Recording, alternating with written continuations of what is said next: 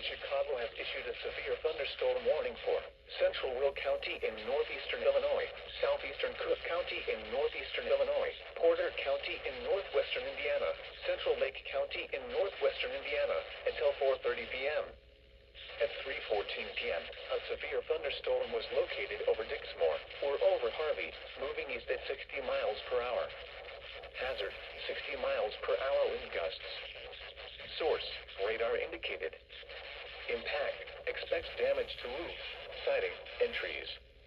Locations impacted include Hammond, Gary, Orland Park, Tinley Park, Oak Lawn, Calumet City, Portage, Merrillville, Valparaiso, Chicago Heights, Roseland, East Chicago, Schererville, Hobart, Burbank, Lansing, Oak Forest, Crown Point, Harvey, New Lenox, Palmer Glen, Highland, Blue Island, Munster, and Bilton. For your protection, move to an interior room on the lowest floor of a building.